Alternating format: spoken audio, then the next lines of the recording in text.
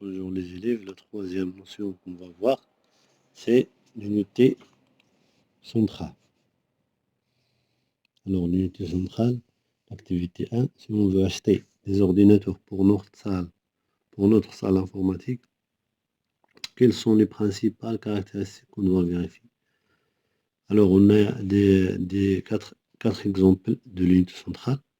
Alors la première, c'est un ordinateur d'Asus, Core i7 8700 d'Intel, 2,8 GHz, HDD 1 Tera, SSD 256, la RAM 16 Go, GTX 1070 et Windows 10. Alors la même chose pour les autres. La question, est-ce que les quatre ordinateurs, ce sont les mêmes? Alors, la réponse, bien sûr, sinon. Alors, ici, on a détaillé les caractéristiques de chaque ordinateur.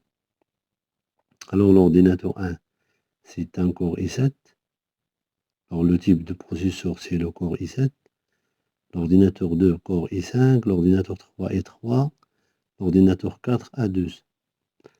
La fréquence de l'ordinateur 1, 2,8. 2, 3 Go. L'ordinateur 3, 3,2. Et l'ordinateur 4, C4, 3,4. Disque dur, ainsi de suite, la RAM. C'est-à-dire les quatre ordinateurs, ce sont différents au niveau du processeur, au niveau du disque dur et au niveau de la RAM. Le processeur contient le type et la fréquence. Activité 2, l'unité centrale et le composant de l'ordinateur. Le composant principal de l'ordinateur, il reçoit des données, puis il les traite afin de lui envoyer des résultats.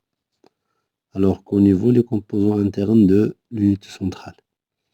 Alors la première composante, c'est la carte mère. La deuxième, c'est le processeur, ou bien le microprocesseur. Troisième, c'est la RAM, la mémoire vive. Quatrième, c'est le disque dur. Cinquième, c'est la boîte d'alimentation. La sixième, c'est la carte graphique. La septième, c'est lecteur, graveur, CD, DVD. Et la huitième, c'est la carte son. Alors ces composants-là, ce sont les composants internes de l'unité centrale. Alors, ce que je retiens, c'est que le microprocesseur permet de manipuler et de traiter les données qui lui sont fournies. La mémoire vive stocke temporairement les données à traiter par l'ordinateur. Le disque dur, c'est le volume principal, c'est le volume de stockage des données permanent.